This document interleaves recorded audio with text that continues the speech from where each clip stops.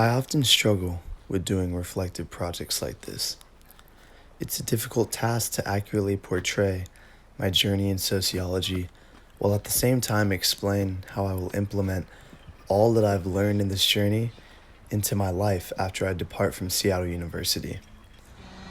I usually try my best to examine all the perspectives and moving parts when I'm doing sociological analysis. For this project, that includes all the amazing people and invaluable insights that have impacted me throughout my life, leading to the culmination of this sociological journey and what follows. So now that we have established that, here's my attempt to accurately encapsulate this analysis through videos, photos, and commentary in 10 minutes or less. The value from sociology that I feel has always lived inside of me since I was very young is a passionate curiosity to know more about the people around me. I have always been fascinated by the things that set people apart and make them unique, yet still always felt like there were certain human qualities that are universal to the world and held by everybody alike. Like these groups of musicians here. They play completely different styles of music, unique in their own way, in their own settings.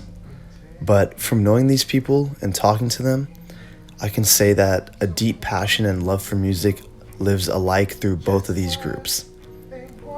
With all the social differences, conflicts, complex ways people show themselves, and changes we see in our modern society, is there any objective truth to sociology? Are there social facts that are essential to all cultures and communities? Trying to answer this question has always led me into conflicted feelings. The thought of even trying to objectify society or what embodies sociology is a funny notion when I reflect on it. Since starting college, I've been a track and field athlete, but this past year and other personal reasons led me to take a step back from the sport. I've had a lot of conflicted feelings following this decision. I always thought that I had to be involved with athletics in one way or another.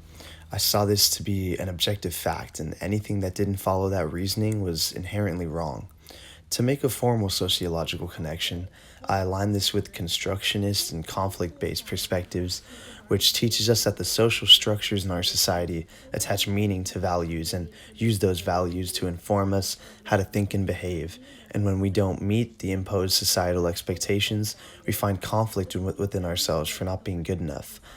I've learned that there really is little inherent truth in these values that we have been socialized to believe.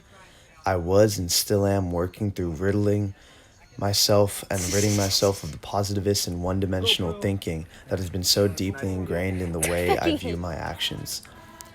I've come to realize that the judgments I place on myself and my negative attitudes for not meeting societal expectations are like the relationship between the I and the me conceptualized by George Herbert Mead, and that I was constantly using the judging part of the me to criticize the active I.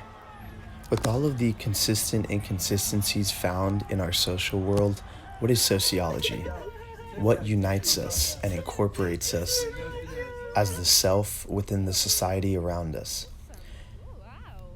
One of my favorite takeaways and elements of sociology that draws me to it is that it fundamentally relies on the interdependence of humanity, the social interaction between two or more people.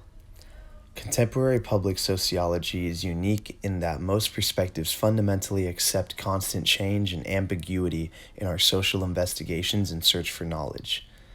We are one tiny piece in society, one small speck in the world, yet at the same time, we are the center of our own social worlds, priceless beings that hold infinite value to our families and communities around us. I've come to realize that my social identity and the inspirations in my life are one and the same. They flow with each other and inform one another to produce a beautiful conception. Like that perfect time in the day when the sun meets the ocean on the horizon, that beautiful intersection is the self alive within all of us at every given moment. Like with my parents and grandparents, the central caregivers in my primary socialization, who have laid the foundation of thought for me, taught me how to love and care unconditionally and to no end. They are so influential in me at every given moment and constantly informing me all the time to lead me to become the person that I am at every given moment.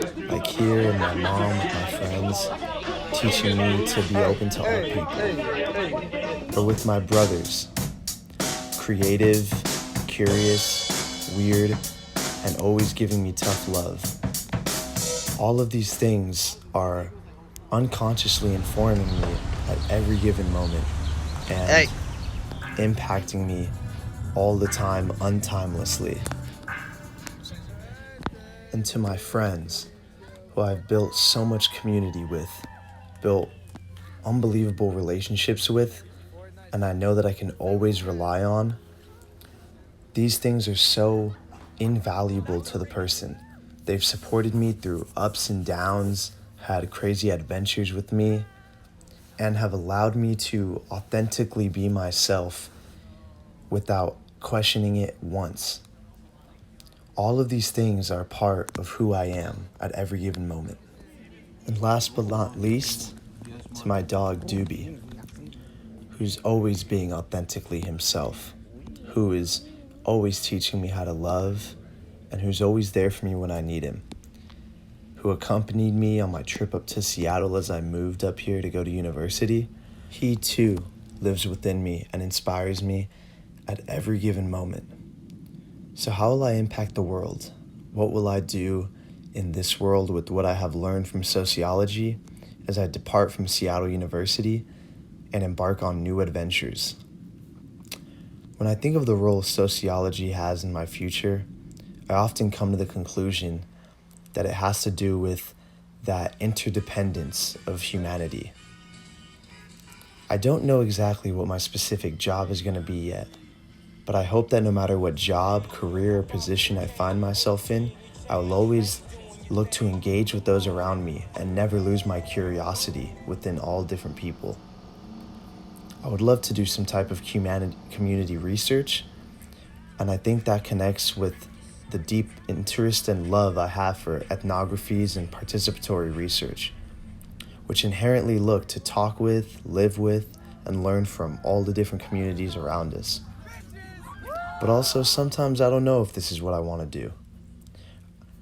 I think that there's just such profound beauty in the most basic interactions that we have with the people around us and the world around us. What separates us and what unites us?